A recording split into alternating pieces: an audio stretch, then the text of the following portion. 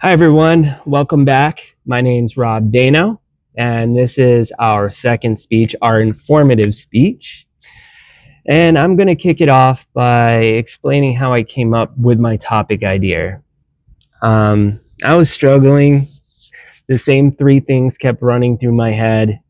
It was movies, TV shows, or video games, which it kind of explains why I ended up in the situation I am now. But I didn't want to choose any of those. And I was sitting in this chair looking around. I'll give you a quick view of where I'm at. This is the GCC Fitness Center, free to all students and faculty of GCC. And I think alumni too can come back.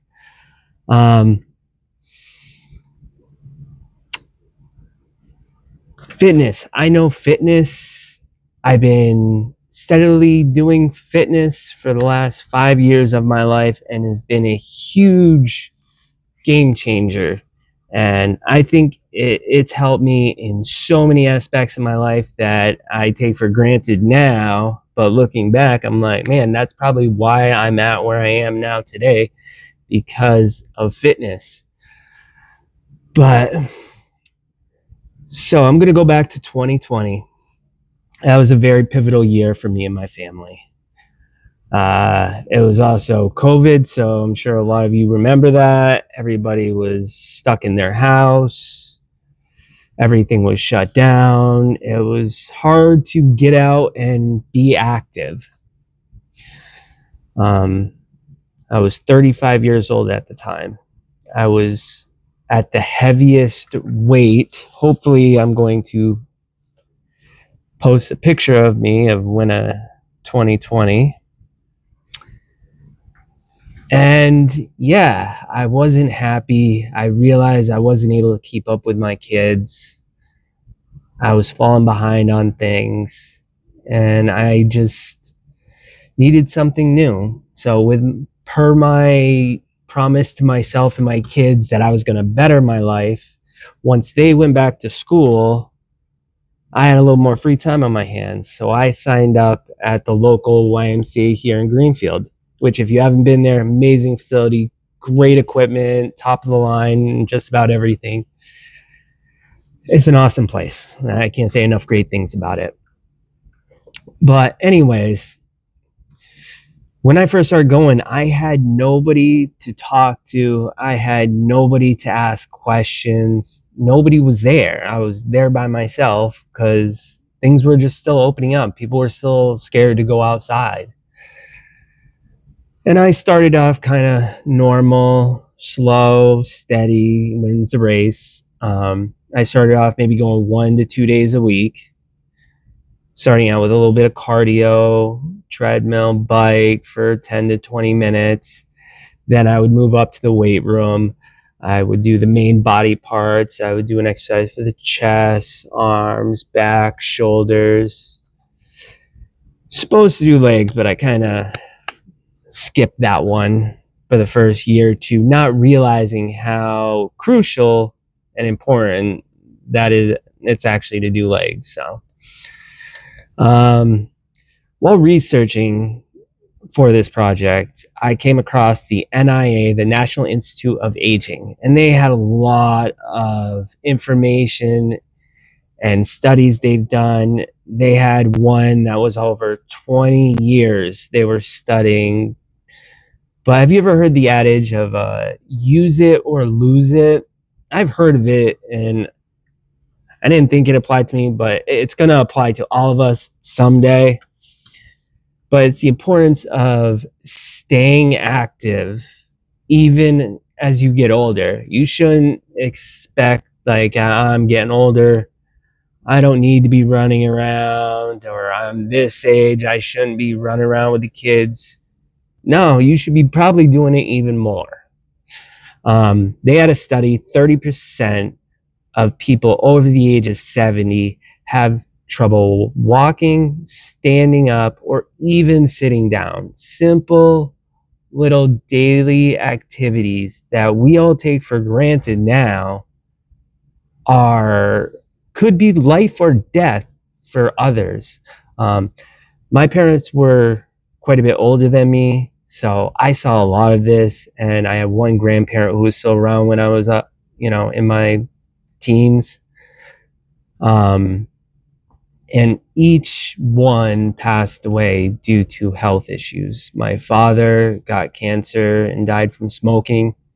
My mother did not take care of her body. She didn't eat well, and she died of a heart attack. And my grandmother, who actually outlived both of them, passed away at 102. She definitely was a trooper. She was up there. Um, she was doing great until one day she had a bad fall, ended up in the hospital, bedridden, and it just went downhill quick. So it really hit me when I saw these studies of how important it is to stay active. They were able to prove in this study that people could substantially slow down their aging process by living an active lifestyle. And one of the examples they show that you can do just in your everyday life while you're walking around, you're doing chores, you're doing errands, is an activity called rucking. Just heard about it, but I've done it before. I just didn't know the name of it. But it's where you add a weighted backpack or a weighted vest, or like what I did, I used to put ankle weights around my ankles while I was doing chores, while I was doing dishes, laundry, running around, cleaning up after the kids. I'd have ankle weights on when I was really practicing running and cardio. Zero impact resistant trainings are really the way to go, and they can be meshed in seamlessly with everyday life. So I don't know. I just can't say enough great things about it. I saw how I trained my son, who's 15 years old. He plays football, basketball, hockey, soccer, every sport there is, and he throws on the ankle weights and just does every normal day things, and then goes and tries to take the weights off and go run and see how much faster you get. And it helps, whether you're a first day person to fitness or you've been doing it for 5 years. A little things like, I can't remember the last time I've taken an elevator. It was probably 5 years ago or more. Simple things like that, taking the stairs instead of the elevator, or parking in the back of a parking lot to walk to the store to just get that little bit more exercise. Every little bit helps. For the 5 years I've been doing this, it's a day by day process, and every little bit helps. It's that moment you give up is, isn't exactly an end all, but every day just do a little bit more than the day before. And even if you need a break, come right back to it the next day. Next, I want to talk about, it kind of leads to the next topic is, now I know someone we all know once said, researching for clean, reliable information online is kind of like practicing unsafe sex. And researching from books and the library is like practicing for safe sex. So yeah, this definitely is very true in most cases, but I kind of respectfully disagree a little bit. Sorry.